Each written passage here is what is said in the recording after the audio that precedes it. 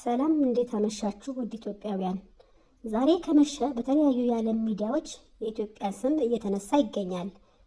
ይኸውም በቅርብ ወደ ኢትዮጵያ የመጣው በዩቲዩብ ላይቭ ስትሪም ከ50 ሚሊዮን በላይ ተከታይ ያለውና በኢንስታግራም በፌስቡክ በሚሊዮኖች ተከታይ ያሉት አሜሪካዊ ላይቭ ስትሪመር አይሾስፒድ ሲሆን ከአንድ ወር በፊት ኢትዮጵያ የመጣና የተለያዩ ቦታዎችን መጎብኘቱ ይታወሳል።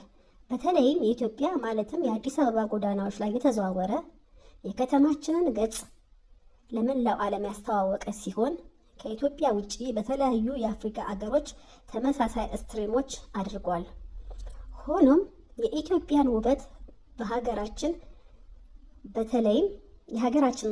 በተለይም ባህላችንን፣ አመጋገባችንን፣ መስተንግዷችንን በተለያዩ የአፍሪካ ሀገሮች እያነሳ ኢትዮጵያን ሲያደንቅ መቆየቱ ይታወሳል።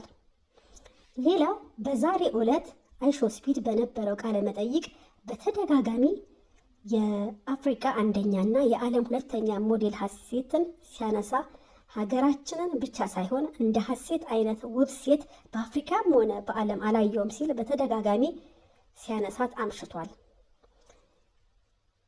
ይህ ማለት ከ50 ሚሊዮን በላይ ተከታይ ያሉት አሜሪካዊ ስትሪመር በአንድም ሆነ በሌላ የሀገራችንን መልካም ገጽታ ለዓለም ያስታወቀ ሲሆን አንዳንድ ሰዎች እንደ ቀላል የሚያዩት የአይሾስፒድ የኢትዮጵያ ቆይታ አያሌ ቱሪስቶችን ወደ ሀገራችን እንደሚጋብዝ፣ መልካም ገጽታችንን እንደሚያጎላ ማየት ችለናል።